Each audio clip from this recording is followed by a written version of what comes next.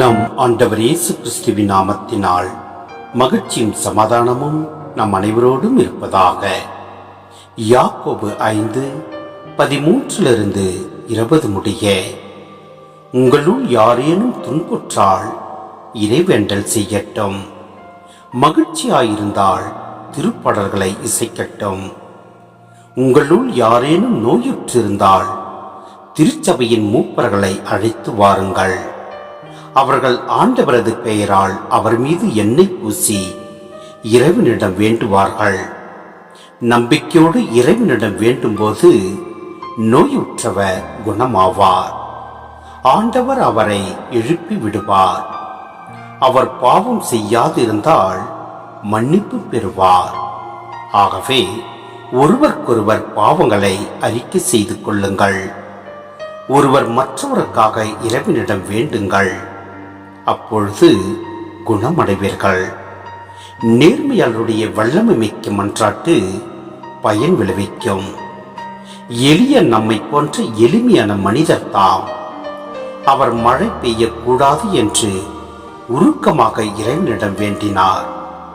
3 ஆண்டு 6 மாதம் மழை இல்லாது போயிற்று. மீண்டும் அவர் இறைவனிடம் வேண்டினார்.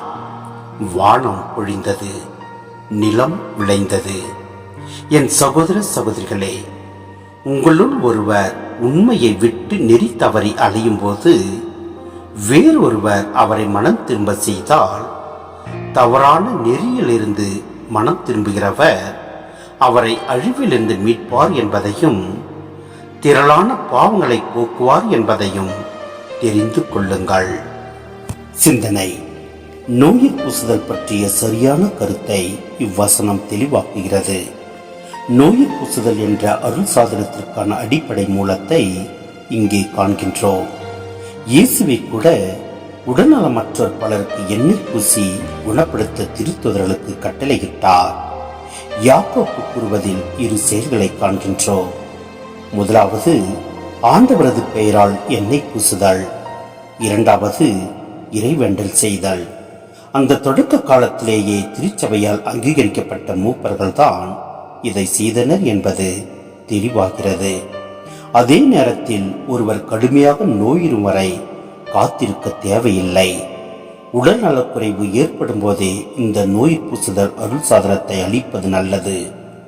கிறிஸ்தவ வாழ்வின் மற்றொரு அருள் சாதனமான ஒப்புரவு பற்றி இங்கே பேசப்படுகிறது. எவருடைய பாவங்களை நீங்கள் மன்னிப்பீர்களோ அவை மன்னிக்கப்படும் என்று தெளிவாக தம் சீடர்களுக்கு கூறிய இயேசு இதனையே சீமோன் பேதுருவுக்கும் சீடர் குழுவிடமும் எடுத்துரைத்தார்.